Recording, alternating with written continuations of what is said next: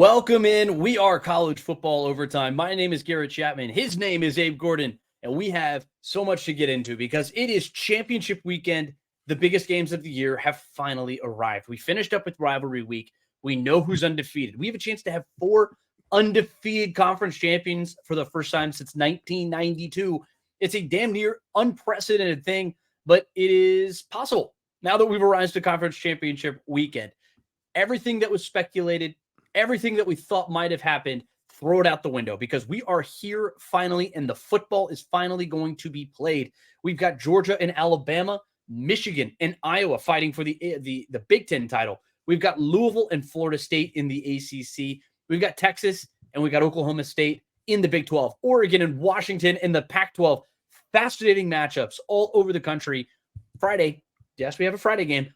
And all day Saturday, we have tons of college football that we're going to get into. But before we do all of that, we got to break it all down right here on the College Football Overtime Podcast. And that's where you turn to myself and Abe Gordon. But before we get to those games, I got to bring in my co-host, Abe Gordon. First and foremost, man, how you doing? And can you believe we finally made it to the end of the season? I'm doing well, dude. Like, it's finally here. No more hypotheticals. No more scenarios. We're going to talk about the games. We're going to watch the games, and we're going to know who's in. It's finally time to settle the score on the field for all these teams who can play their way in. And there are as many, and we've talked about it before, 8 ranked teams that still have a shot, depending on what sort of chaos we do see, that potentially could play their way into the college football playoff. So let's kick off and see what's what after this weekend. Absolutely. And honestly, I'm tired of the scenarios and speculation and everything else. We can actually watch the football and we can see everything happen on the field. I think it's going to be very clear, by the way. I don't think we enter Sunday morning. The committee announces at noon. I don't think we enter with this or that, or could they go that way? I think it's going to be very clear, and I'm excited to see it. Yeah, and that's why we're not going to get into scenarios on this podcast, because the actual football will dictate who belongs in the college football playoff. I'm not going to sit here and say, well, if Bama wins and so-and-so doesn't, and then this happens. I'm not doing that on this podcast. You've heard enough of that on Twitter, through other everything else. We will know definitively. Yeah, I firmly believe we will know definitively by Sunday afternoon. By the time at noon, it strikes noon, we'll know who the top 4 teams, at the very least, we'll know the top 5. And maybe there might be a little bit of something here or there. But for the most part, I think we're gonna know where this thing is going to fall. But tons of exciting matchups. Abe, like you mentioned, like I mentioned, and we got to start right here in the Southeastern Conference. We are in the city of Atlanta. We are blessed with some of the best college football in the country. I firmly believe it's the best college football that the good Lord has offered all of us college football fans, and we get to see the very best of it in the SEC title game right here at the Mercedes-Benz Stadium in Atlanta. Nick Saban has had a very strong history in this game and in this city. He's 10-1 in SEC Championships games. He's won his last 10, by the way. So he's 10 in a row, mind you. He's won 16 straight games in Atlanta. So that includes Chick-fil-A Peach Bowls. That includes national championships. Some of those national championships played against the Georgia Bulldogs. He's also 4-1 against Kirby Smart in his tenure at the University of Georgia. I feel like this is a storybook type of moment for this rivalry. And yes, it is it is a rivalry between Georgia and Alabama. Abe, just bear with me for a second, because I'm going to put 2 scenarios in front of you and tell me that they're not storybook. Nick Saban, after being knocked down, gets to climb back up on top of the mantle and decree that he is not yet retired. This is the final chapter, and he's going to dictate how he goes out. Meanwhile, Kirby Smart, the young protege, the Padawan, he officially snatches the SEC away from Nick Saban while he's in his prime, while he's at his best. Kirby Smart takes it away. He takes that championship belt. I think it's fascinating.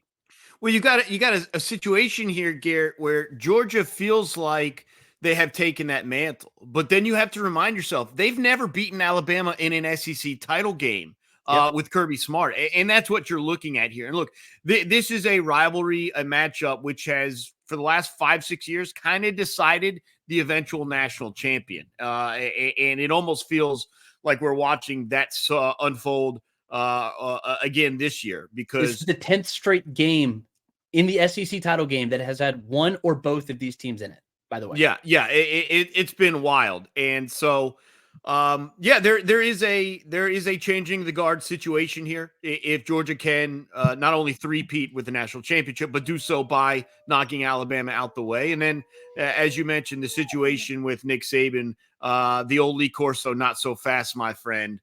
Here's your reminder. Look, those are off the field storylines, but the on field storylines are equally as interesting. You've got some of the best players in the country lining up on Saturday. Obviously, Brock Bowers a little bit banged up, but he'll be out there ready to roll.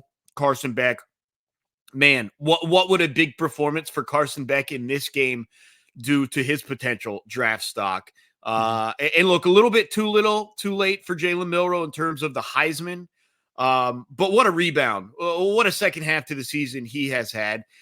And what it all boils down to is a situation I have been building up for 6 weeks, Garrett. Safely. Someone is going to put an end to Jalen Milroe hitting on big plays. I didn't know if it would wait all the way until Georgia. It almost happened a week ago. I just have a really tough time in this game believing that Georgia's going to allow receivers behind them. They're going to have busted coverages, and they're going to allow Jalen Milroe to beat their defense, their secondary, with downfield throws. But that doesn't mean that there's no path to victory for Alabama. Obviously, Milroe and his legs are a problem, and Georgia understands that they're going to be a problem. As much as I criticize Jalen Milroe on his short passing and intermediate routes, he has improved. Still not, elite, but he throws an elite deep ball. He has improved, though. And so it's going to be interesting to see if Georgia can force Alabama to sustain drives, if they're able to do that. Because if Jalen Milroe's hitting on those short and intermediate passes and Georgia maybe needs to change up how they're defending him as a passer, and he's finding lanes as a runner, it could be a very interesting day and night for a Georgia defense. It isn't quite as elite as they have been in recent years, and obviously that is countered with a Georgia offense that is more elite, in my opinion, than they have been in recent years, going against an Alabama secondary that's had some ups and downs, but a very good front for Alabama as well. So one thing that you said about the deep passes that Jalen Milroe loves. Yeah. So I saw the stat earlier this week, and I made a note of it. I don't know if I want to hear it. So Jalen Milroe on 20-plus yard throws has a 55% completion percentage for 1,200 total yards and 15 touchdowns. He's only thrown one interception. That's 47%. 47% of his total yardage has come on plays of 20-plus yards. That is fascinating. And how many touchdowns did you say? Did you say 15? So he's only got 21 total passing. So, even if they get into the red zone, that's probably they don't do a lot in the red zone. That's not how they do things. They don't sustain drives. They don't get into the red zone. They strike from outside the red zone. If they're in the red zone, they're running the ball. Yeah, that's what I'm talking about. And when you get to these margins, because Alabama can compete with Georgia. Man for man, they could compete with Georgia. When you get down to these margins, settling for 3 as opposed to taking a touchdown could be the difference in this game. And if Alabama has problems doing that, it gets interesting with the numbers. That's a great stat, though. Good work. Yeah, and that's one place where Georgia is not exactly elite. They are elite in a lot of different areas, but one place that they are not is allowing touchdowns in the red zone. They are, I think, the 60s in all of FBS in terms of allowing touchdowns, and they allow a lot of points when they get down there. This is not an Alabama team that does exceptionally well necessarily, but it is an edge for them in that category. Where UGA is elite is on third down and not allowing explosive plays. They've allowed 35 total this year. 35 total. That's it. And so Jalen Milroe, a guy who cuts his teeth in connecting with those deep passes, those are going to go away. And you're not really going to find that sort of success against this Georgia secondary, who is really one of the only defenses that can go man-to-man with every guy on that team. And they could just go legitimately man defense. They don't face Jalen Milroe and company. They don't face a lot of man defense because most people don't have the ability to rush for and keep guys back, and still get pressure on the quarterback. Most teams have to send pressure And this Georgia defense, one of the many reasons, talent aside, and Kirby Smart and everything else, is the fact that they are able to drop back people. And then when he tries to complete those short to intermediate passes, they just rally up and make the tackle. And that's it. And they don't miss tackles. They're very sound fundamentally. This is a group that won't beat itself. And one of the things that we've seen with Jalen Milroe, especially in recent weeks, is if he is playing some of these more susceptible defenses like the Kentuckys, the LSUs, etc., he could beat them. And I'm not going to say he's been stat padding. I'm not going to say that at all, because he hasn't. He's an exceptional talent. He's really good. And this surge that he's had is because of the way that he has played. But at that level, you're not going to be able to just pick apart a secondary, even though I don't think that Georgia's going to be able to be getting effective pressure on him on a down-to-down basis. That is one of the things that's really plagued Alabama this year. They're 115th in sacks allowed, which is just dreadful, by the way. It's dreadful. And I feel like there is an explosive game for Georgia coming as far as those edge rushers are concerned. We haven't seen that yet, but we saw the way they played against the Jackson Dart, who I think is probably the most apt comparison to what we've seen from Jalen Milroe, that or maybe a Haynes King that we saw at Georgia Tech last week. Both of those quarterbacks had decent days. Haynes King especially played pretty well. A lot of those on designed runs, less so on scrambles that Jalen Milroe is going to be doing. But I think this is just fascinating. And I think you said it really well. This is a game about who has an edge, who has the edge, because you're talking about like margins that are this thin, because I think these are the two best teams in the country right now. Alabama's surging. They've got a defense that's playing at a super high level, but this offense, like you said, is the best that they've seen outside of an LSU. And this Georgia offense is right there on par with anything that LSU can do. You've got Brock Bowers, Dom Lovett, Marcus Rosemy-Jack Saint, Ladd McConkey, Ra Thomas. All of these guys can beat you on any given day. That's before you get into that backfield of Kendall Milton and Daijun Edwards. Yeah. Like, this is a really talented offense. I think this is fascinating. I'm so excited to watch this football game, but I don't know who has that edge yet.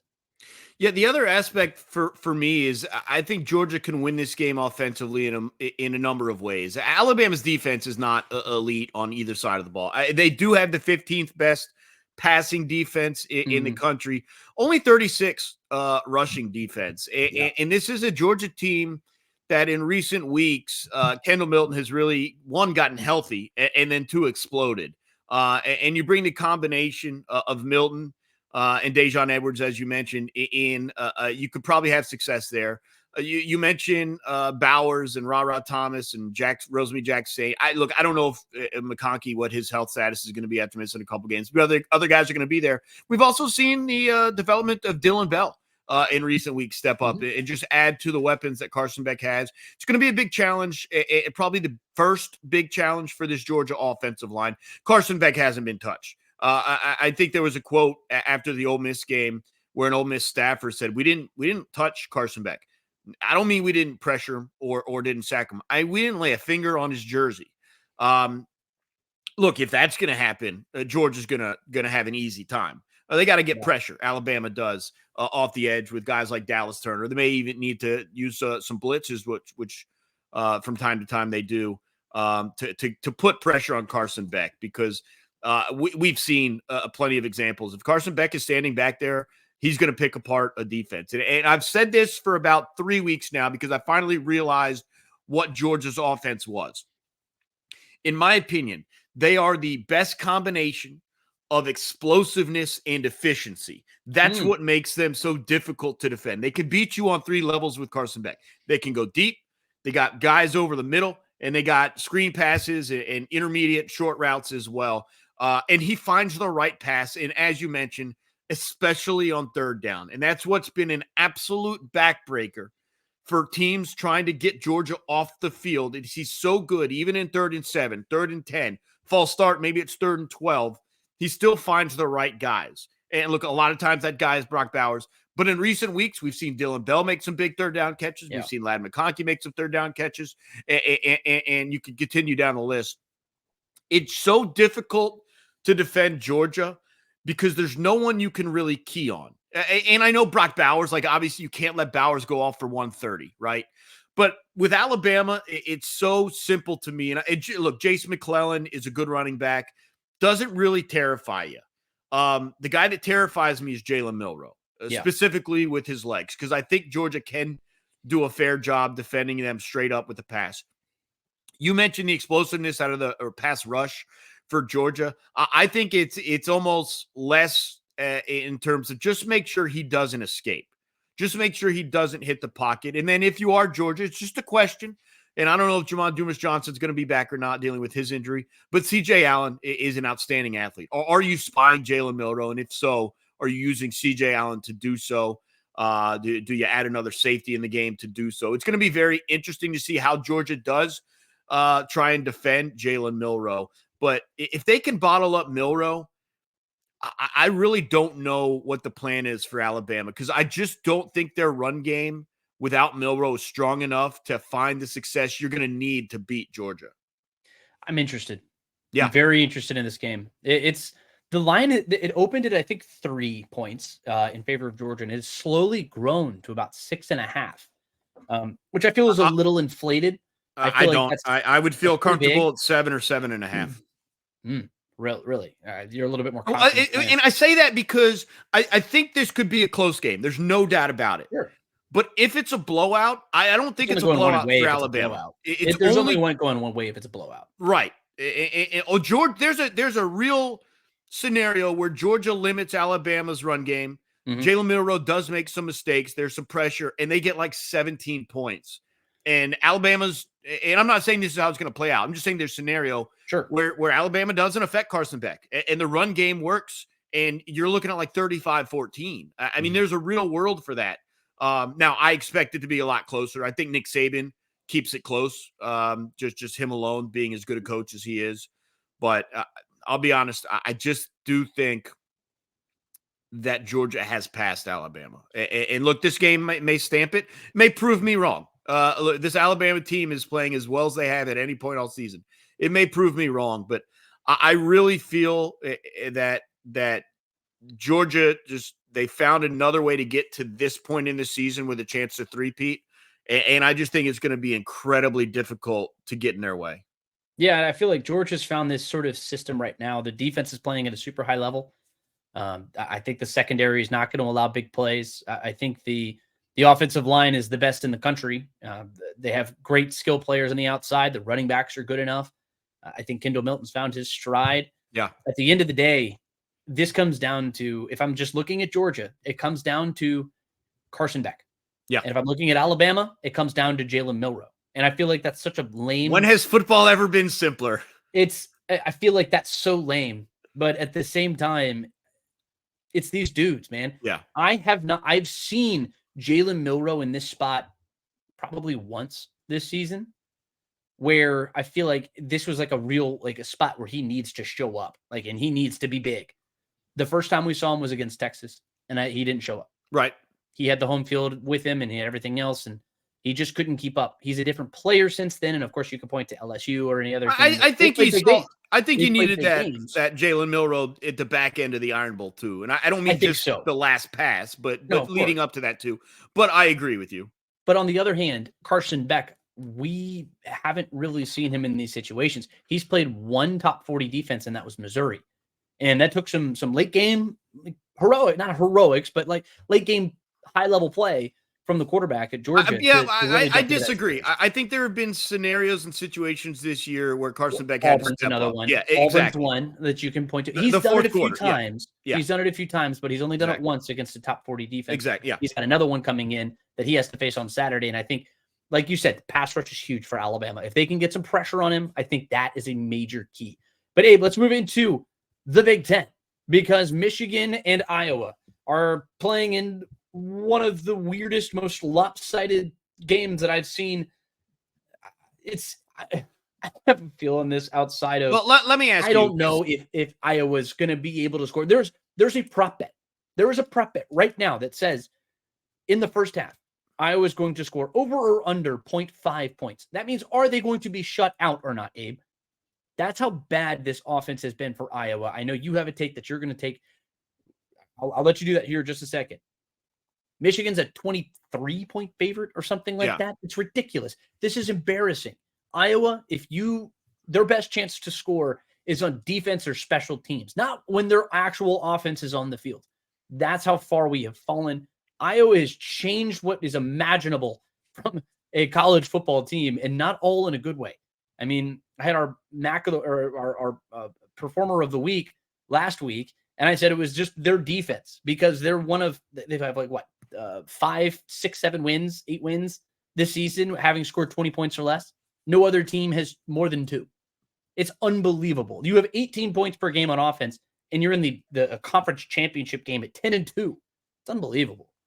Yeah, it's a situation where, and this is your question. You always ask it specifically about Georgia, but I have to turn it around here. And look, I think Alabama has an answer, and we just talked about that. But when you look at this game, what is the path to victory for Iowa? And it's just so far-fetched.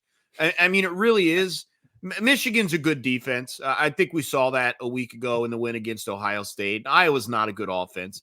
There's another bet for the individual team over-under for halftime for Iowa that our compadre on Saturday mornings, John Fricky, sent out at 2.5.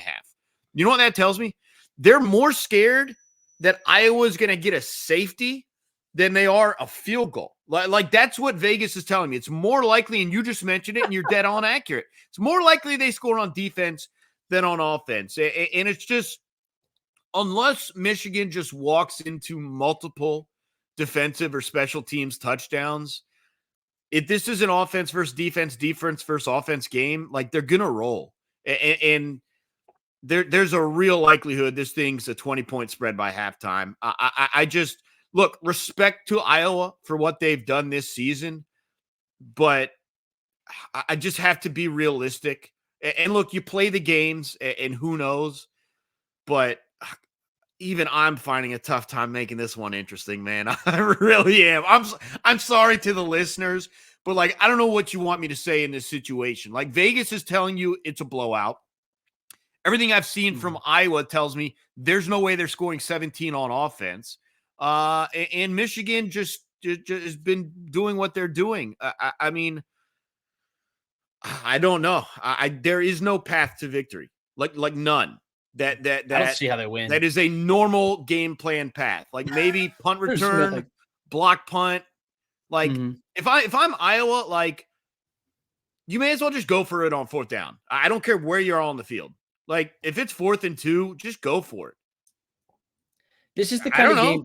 This is the kind of game that Ferentz needs to just throw everything that he has. I don't know if there's a trick play buried deep in maybe 5 of them. Run one of those 5 of them. cornfields they've got up there. Back to back. Run all of them.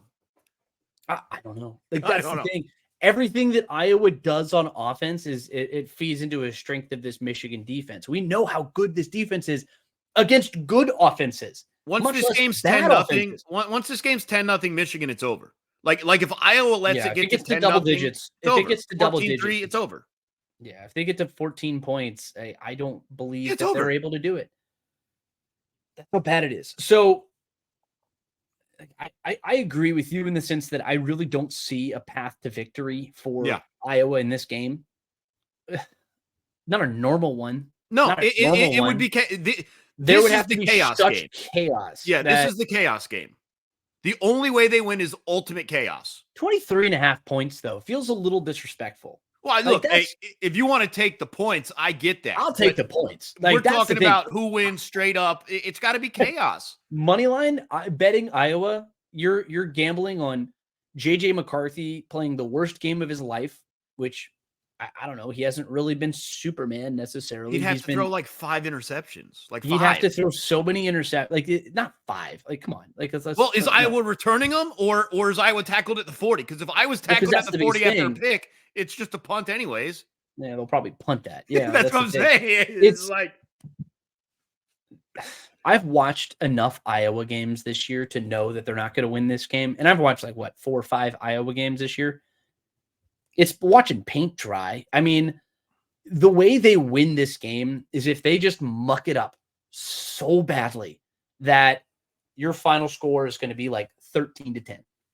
But I don't see Michigan scoring 10 points. No, that's my I don't either. Yeah, I agree. I could see them getting into the 24, 20, 28 level. The closest this game could be is like 24-13.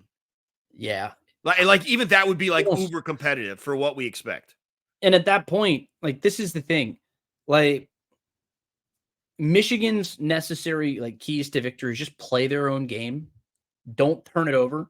They're fourth in FBS in giveaways. If You they know, don't like, turn the they ball don't over, turn the ball over. They forget just about it. don't. Forget Like, they about don't turn the ball. They're fourth in FBS, Abe. They're fourth. They don't give the ball away. So don't let Iowa run the ball, which, you know, the only thing that they do particularly well is run the ball. The Wolverines are seventh in FBS in yards per game allowed. Like, I just don't see it unless Deacon Hill is just all of a sudden gonna put on his Superman cape. Like, unless he's playing, he turns from Clark Kent to Superman. Or he averages 88 yards a game. I have the key against not good teams. He has 6 interceptions this year for 7 touchdowns. Like, there's nothing that Iowa does well enough. And I feel like I'm just burying Iowa because I just realized the difference in this game, Garrett. I just realized it. Cade McNamara was a quarterback at Michigan who was on Iowa this year. And if he Connor Stallions this thing, Lord have mercy. If he Connor Stallions this thing, I don't know. All right. No, I'm not going to go down that path. I'm not going down that way. I'm not going down that path. I know you're trying. Look, Michigan, play your game. If Michigan plays their game, they roll. Like, I don't know if they muck it up enough, maybe, but no, I'm not gonna sit here and pretend that they're really gonna do this. I'm gonna move on to the ACC, a game that I think is a bit of a toss up because I don't know, man. I feel like Florida State's in a bit of a bad spot. I really feel like they're in a bit of a bad spot because this is a Louisville team that when they come off of losses this season, which albeit not often, they come out and roll. Like, we've seen them against good competition, and then they generally roll. And they like to play that explosive passing game with Jamari Thrash, and then they hand it back to Jawar Jordan, 6.5 yards per attempt. Some of the best in the country. Jack Plummer, I need a big game from him. If Louisville wants to win this football game, because this is the Florida State pass rush that's pretty good. And they had 3 turnovers last week, plus they turned it over on downs again against Kentucky. It's a rivalry game. Weird things happen. But if you're going to be turning the ball over, you're going to give this game away. But if I'm Florida State, I really don't know what to make of Tate Rodemaker's performance. I think he, so in quarterbacks, like when they're in practice, I'll tell you, because when they're in practice, they wear those green jerseys, the non-contact jerseys, and you see people flying around you, but they don't hit you, right? Early in that Florida game, it felt like everything was happening so fast. He settled in a little bit. He grew throughout that game quite a bit. He grew quite a bit. Yeah. And Louisville can get after the passer pretty well. That's where that gives me pause, because this isn't one of those games where Rodemaker is going to be able to drop back and have time in the pocket to get the ball to Keon Coleman and Johnny Wilson. I need Trey Benson to have a big game. So those are my 2 things. I need Jack Plummer to play well and not turn the ball over, and then I need Trey Benson to win the day. Those are your 2 guys. Yeah, you hit on the key matchup to me. If Trey Benson does what he did against Florida, which was 95 yards and 3 touchdowns on under 20 carries, they're winning this game. I mean, look, Louisville, that's the matchup. Louisville's 12th in the country against the run. They allow under 100 yards per game to the opponent's running. And so that's the big matchup to me. And it's kind of similar to what I said about Florida State against Florida. Is let your guys do the work. It's not on Rodemaker's shoulders to win this game. Yeah. Johnny Wilson was outstanding in the game against Florida. Big man target. Keon Coleman stepped up in the second half. And then, as you mentioned, Trey Benson. Let your guys do the work. Mm-hmm. And then for Louisville, it's 2 things. You mentioned the loss last week, the health of Thrash and Jawar Jordan, how close to 100%. And then the other aspect to this is, and this is the last thing I'll say on this game, and I'll let you respond. I know it's a neutral site game. It's in Charlotte. But Louisville away from home has been less than impressive. And so you have to ask the question about what level of play they're going to have in a neutral site. It's going to be ugly weather-wise. Rain is expected. So we'll also see how that may play a role too. Ooh, I haven't actually checked the weather yet. That's a very interesting one. Yeah, so if they're not able to keep those explosive plays going, if the weather is so bad that they can't really get that electric passing attack going, that's an interesting thing to watch. So they have the one neutral site game this year where they played against Georgia Tech, which is, I guess, a neutral site game if you really want to call it that. And look, Georgia Tech's pretty good, but they barely won that game. They dropped 39 points. Like, that's the thing, though. Like, but that was also just a not very good Georgia Tech defense. I'm not going to pretend here, but it's at the end of the day, it's like I think Florida State's in a bad spot. I think the matchups favor Louisville in this game, because normally at the end of the day, it's like if the matchups would have favored them, even if Jordan Travis was playing in this game, but I would have sided with Florida State because you have the dude, because you have the dude, and this is an illusion. Agreed. This is a little precursor, a little foreshadowing to what we're going to talk about with the Pac-12 title game.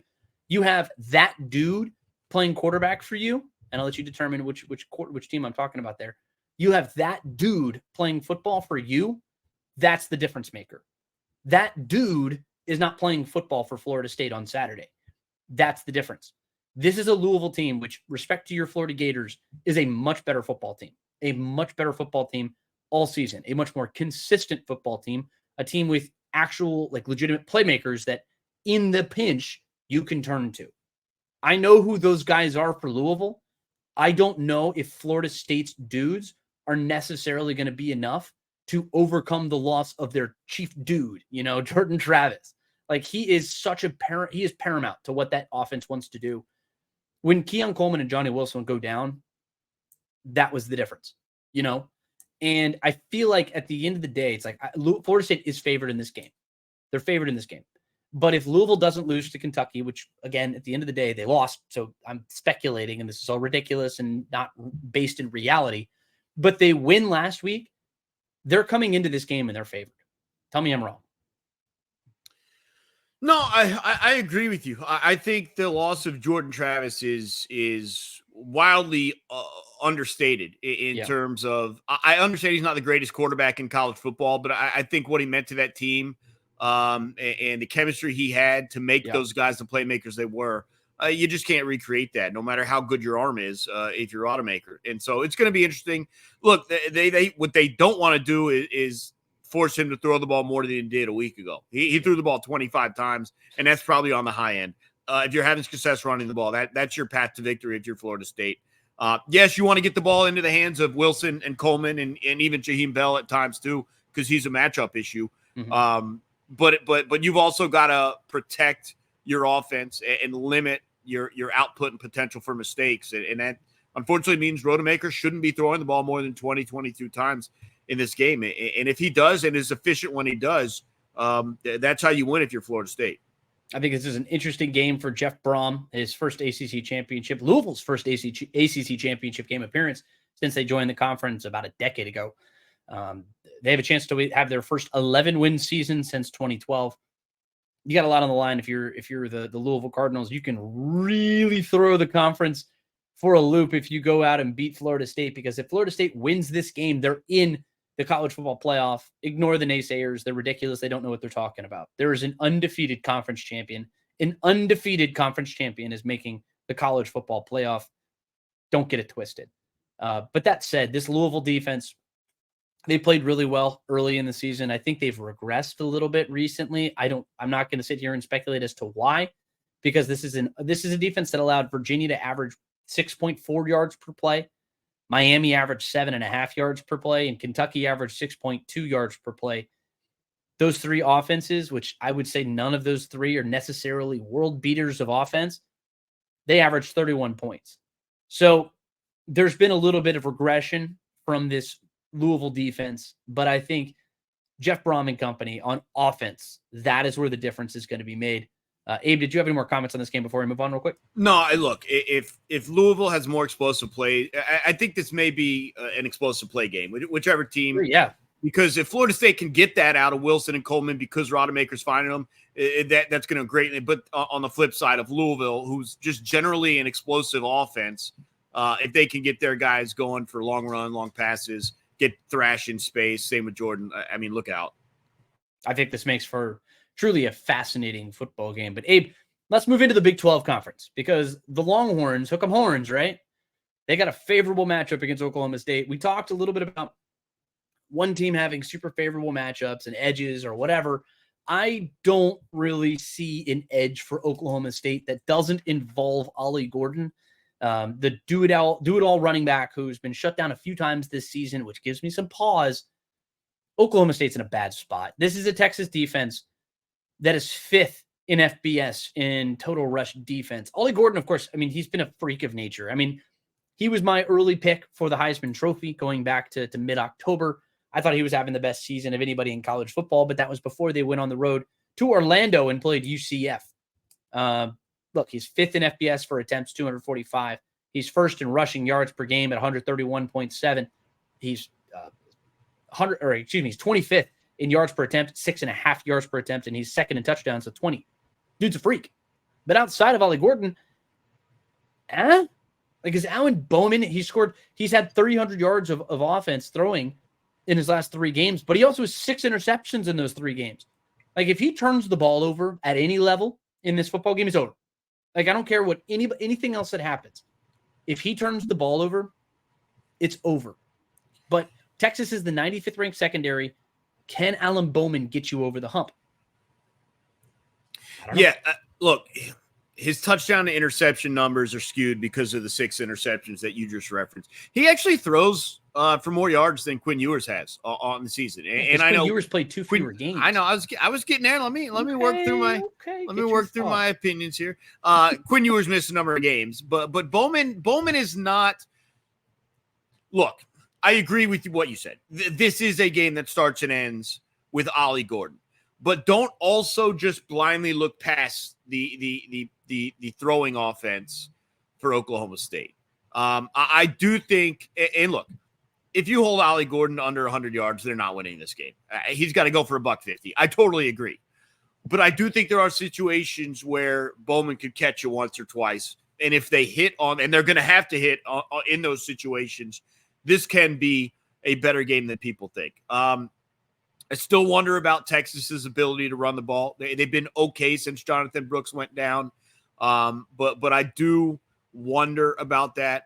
And there's a little bit of Alabama feel to the Texas offense. A lot of broken coverages, a lot of guys wide open down the field. And I'm still not exactly sure how dominant Quinn Ewers can be in this game. Bowman's a guy that's been around a long time. He's been in the Big 12, it seems like 7 years when he hurt himself with Texas Tech way back when. And so he's got some experience. You're right. He's got to be better with the ball. There's no doubt about it. But I do think he can have an impact in this game. And so I just want to caution you on that. I think Bowman can have an impact in this game. But when all is said and done, I agree with you. This is, if Ollie Gordon's over $150, Oklahoma State can win this game.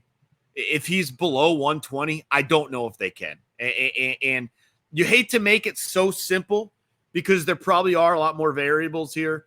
But that's as simple as I'm going to make it. If Ollie Gordon goes off and has one of the games that got him into the Heisman discussion, Oklahoma State's winning this game. And if he doesn't, they're not. And it's going to be very interesting to see because Texas has got to just devote. I mean, and that's where it gets Bowman thrust into playmaking ability. Texas is going to devote everything they've got to stopping Ollie Gordon. So what does that open on the back end against an already, as you mentioned, suspect Texas secondary? It's not going to be there all game, but the few times you're taking shots, you've got to hit those big plays. They have to. They have to. Because I don't fully agree with your comments on the rushing game. I really don't. But for Texas, you mean? For Texas, yeah. I don't agree necessarily. I mean, CJ Baxter, I mean, of course, he came in and he was put into a big spot as a true freshman. He was great the first last 4 games, though, he's had 90 yards. He's had 61. He's had 117 and 45. I mean, he averaged 4.5 yards per carry, or excuse me, 5 yards per carry against Texas Tech last week. They didn't need him. I mean, he scored 57 points because they hit everything else. Everything else is working. You pulled him out of the game, it's over. Like he's your bell, but he also doesn't have to be a bell cow. He just needs to spell the passing attack. That is Quinn Ewers. It's Xavier Worthy. It's A.D. Mitchell. It's J.T. Sanders. It's 3 guys who have over 500 yards. Like that's the thing. I'm not looking at C.J. Baxter to be a bell cow like his predecessor was before the knee injury. Brooks was a beast. And Brooks was huge when Quinn Ewers went down but they don't need Brooks. They don't need Baxter. They need somebody who's in the backfield spelling that offense, or excuse me, the passing offense. Yeah. That's what they need him to be, good enough. And five yards per carry, 6 yards per carry over his last 4 games tells me he's good enough. That's all I need from him. At the end of the day, that's it.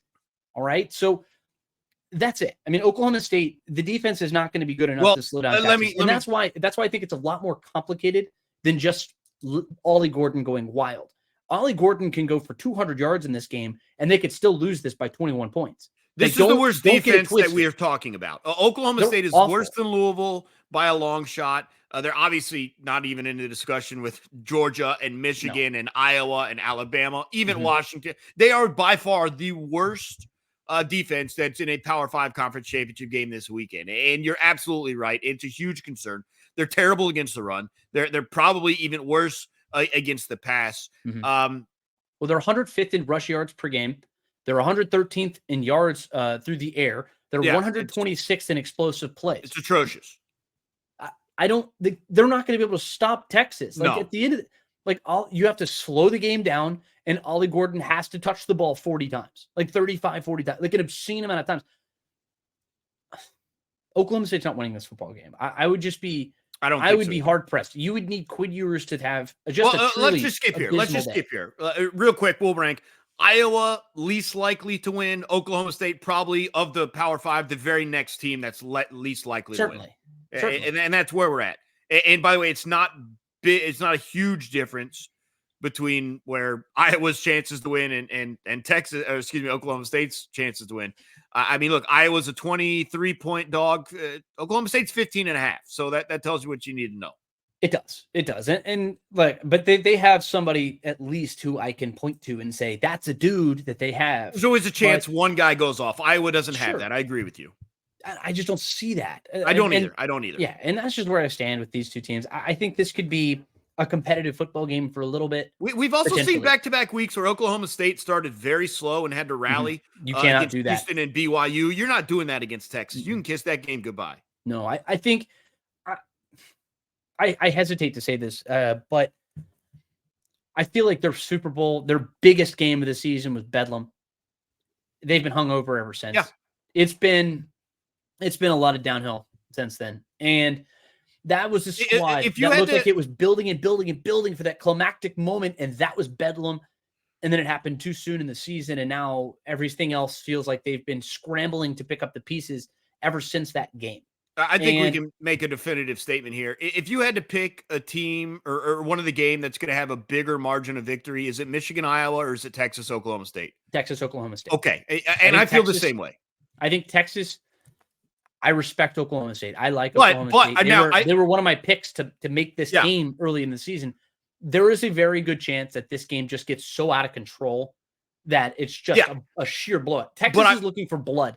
Texas has heard everybody who's been talking about how Alabama might make it in over them, despite the early season result. I guarantee you they've heard that, and that is going to be fuel for them on Saturday. So I agree with you, and this is the last thing I'll say in regards to the Big 12 and the Big 10 title game. I think Texas has the highest potential for real blowout. Yeah. I don't think it would take the chaos that Iowa would need for Oklahoma State to win this game. I think there's a lot more of an actual football path. I see it as unlikely, but there's at least football stuff as reasoning. Iowa's just complete chaos. I could not possibly agree more, Abe. I love that we're on the same page. I love it when we agree. It makes life a lot easier. Hey, Abe, let's move to the Pac-12 conference. It's our last one. Oh, my God. This has been... Technically, it's the first one, though. I'm still blown away. I'm still blown away that we're here. But believe it or not, this is the only rematch that we have on conference championship weekend. So this is the only game that we can definitively say, hey, these two teams have played each other. This is what happened in that game. This is what we might be able to expect in a rematch. And in that game, we saw the quarterbacks just with a truly spectacular duel. Bo Nix, 33 of 44, 337 yards, 2 touchdowns. Michael Penix, though, the beast of the West Coast, 22 of 37, 302 yards, 4 touchdowns, did have 2 interceptions in this game. Look, I've been giving Oregon a lot of love all season. They were my preseason pick. alongside Texas and Ohio State and a bunch of other teams. They were one of my picks to make the college football playoff at the beginning of the season. I've been giving them a lot of love. And in this game, they had 2 turnovers on downs. In the red zone, they had the missed game-tying field goal. And then they outgained Washington in this game, 541 to 415. They outrushed them. They rushed for 200 yards in this game. They held Washington to under 100 yards in this game. I said on College Football Game Time, I said on this podcast, I said that Washington didn't win this game and Oregon lost it. I thought Dan Lanning overcoached, but at the same time, am I giving Washington enough respect?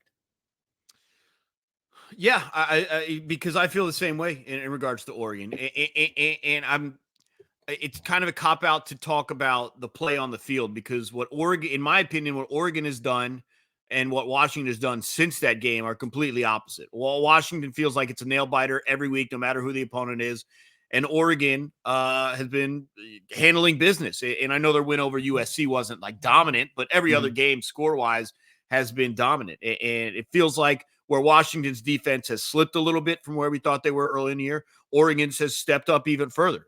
And same thing offensively. And I know Washington got a couple guys back healthier. And this is a question for me, because the way the teams are trending right now, Oregon is a better team. And that doesn't mean they're going to be better on Friday night. But the way they've looked over the past 6 weeks or however long it's been since their first matchup, Oregon has looked to be the better team. But the question remains, who learned more from the first matchup and who can implement and change a couple of things based on that first matchup? I think Dan Lanning has to, as you mentioned, be very aware of some of the mistakes that not his team, but that he made in this matchup that cost his team the game, because I feel the same way. I thought that was a game Oregon was the better team, and the scoreboard didn't reflect that when all was said and done.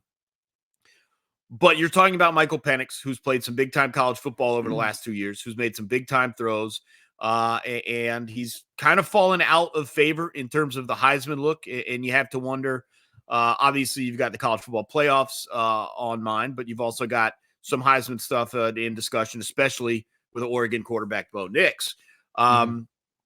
But Penix has made some big-time throws, and he's got an NFL arm, and they're going to have to take advantage of that because Oregon's defense has ramped it up, the run game. Everything from Oregon has looked national championship worthy since their loss. And it's going to be interesting to see Washington. It's not, we've seen them do it, right? But they've got to raise to the level of their opponent. A lot of times you talk about teams playing down to the level.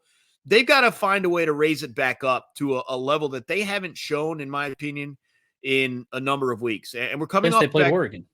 Yeah, exactly. And we're coming off back-to-back weeks where you had a good look at these two teams against the same opponent in Oregon State. And Washington, you took it right to the end. I know it was a road game. Oregon, you flipped that. It was a home game, but Oregon absolutely dominated this team. And look, maybe Oregon State was tail between its legs after Washington got them, and maybe that helped how the Oregon game looked. But that's a rivalry game, and we saw a lot of rivalry games against teams that are not on the same level be a lot more competitive than the one Oregon faced.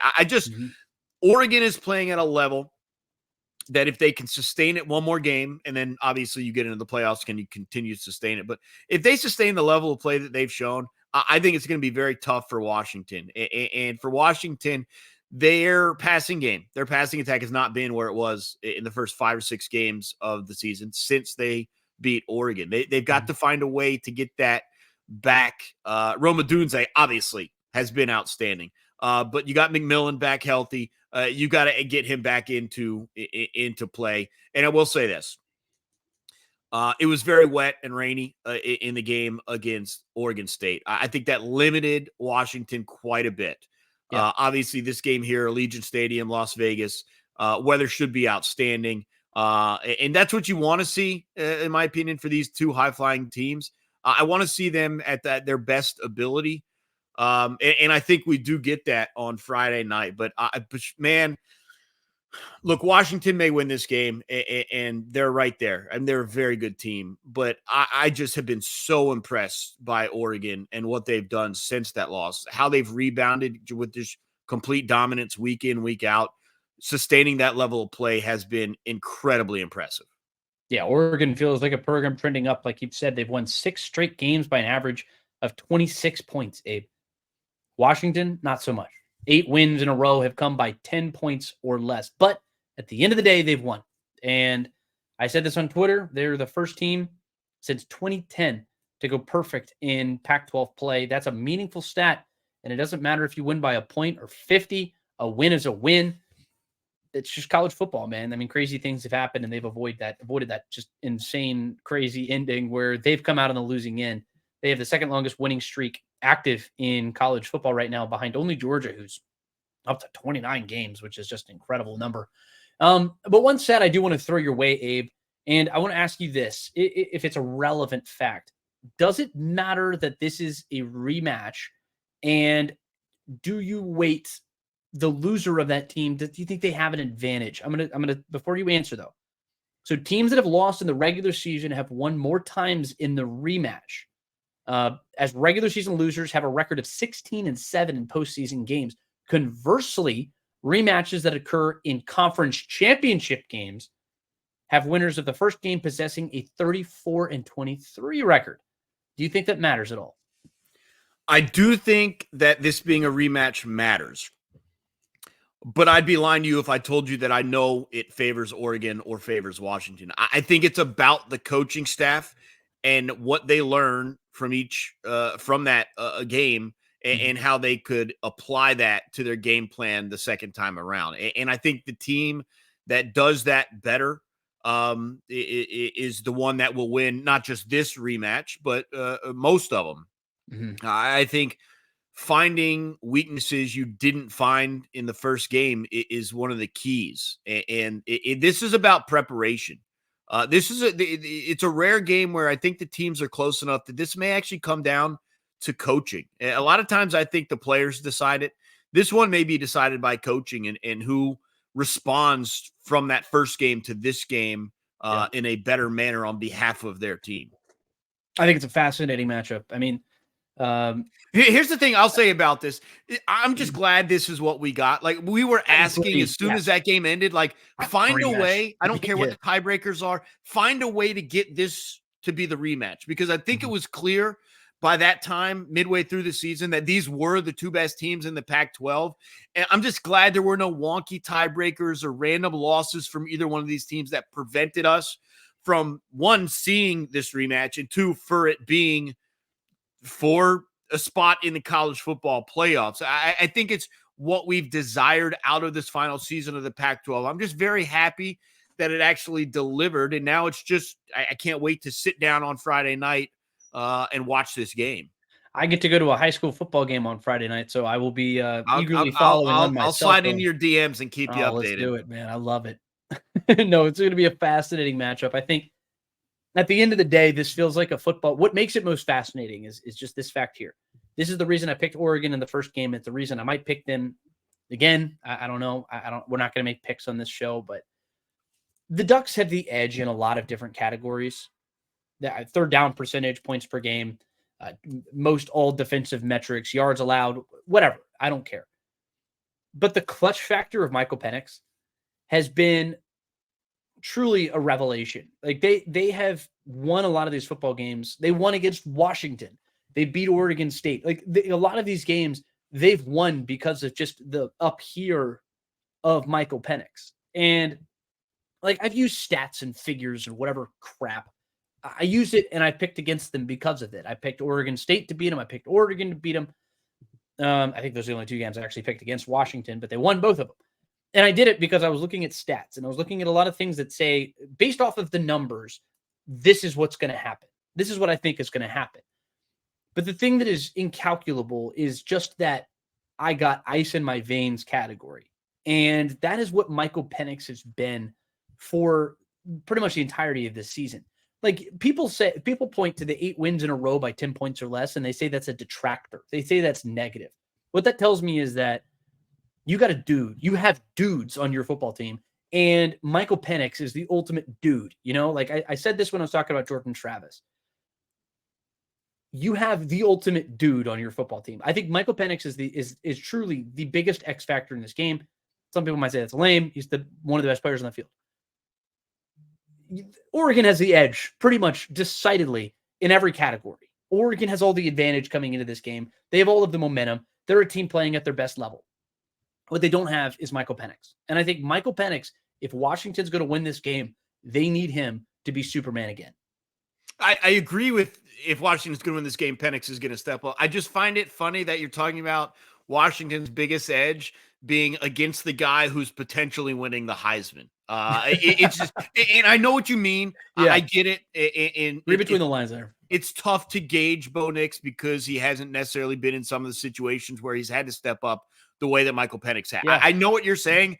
It's just funny that Bo Nix is sitting on the ledge here of a Heisman. Like, I pointed to a lot of the reasons why they lost the game the first time they played. Yeah. Both of those, all three of those things could have been prevented by Bo Nix.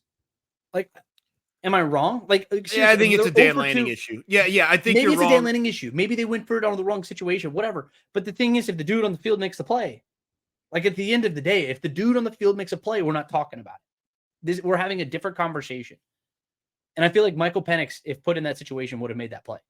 I don't know. Is it a terrible play call when you should be kicking a field goal? I mean, tell me. Like, I'm speculating at that point. But, I think it makes for just truly a fascinating The other thing that's special about this game, and not that the other games don't have some of this, it's the only one where it's a true winner take all. And what I mean by that is there's no scenario where the winner's not in. And there's no scenario where the loser's not out. In my opinion, at least.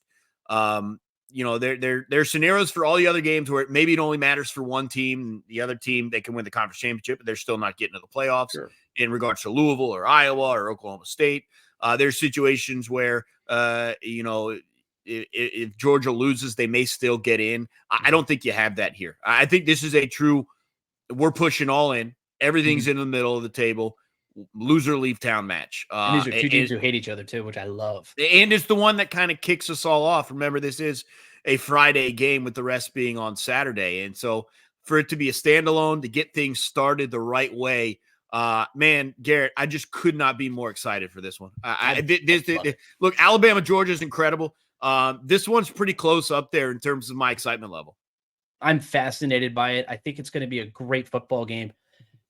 I have very little feel as to who's going to win this game. If I had to make a pick, I'm probably going to pick Oregon because the numbers tell me that. They're just playing better football right now. They're just playing better football. That could be wiped away Friday night, but right now, they're playing better football. But at the end of the day, what you've done to this point, it doesn't matter anymore. Yeah. Nothing matters.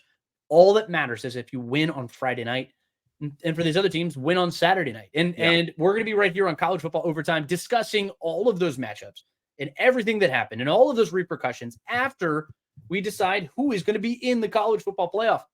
I feel like we're going to have a lot of those answers by the time we wrap up on Saturday night. It makes for a fascinating group of games. I am so excited to sit down and really watch these. And that's before we even get into those group of 5 matchups that are truthfully also pretty exciting in and of their own right. We have 2 teams who are potentially playing for a chance to go jump into a New Year's Six Bowl. And I think for those 2 programs, I mean, it's an exciting potential into their season. And look, it makes for a great college football season. I'm very excited to take part in it in whatever little part that I have. But we're going to discuss it on Monday morning. Make sure you're right back here with us. So subscribe, get those notifications, make sure you hop in, make sure you like this video, drop a comment, tell us what you think. We love it. And that's the important thing. Get us wherever you find your podcast. For those of you listening on podcasts, make sure you also drop a rating for us. I really appreciate all of you for jumping in and listening. We are College Football Overtime. For Abe Gordon, at Abe Gordon on Twitter, at GChapATL on Twitter. My name is Garrett Chapman. We are College Football Overtime. We will see you on Monday morning, right after all of this news drops down. I can't wait. I'm so excited. The college football, the climactic ending is finally here. For Abe Gordon, I'm Garrett Chapman. Thank you so much for listening. We'll see you again soon.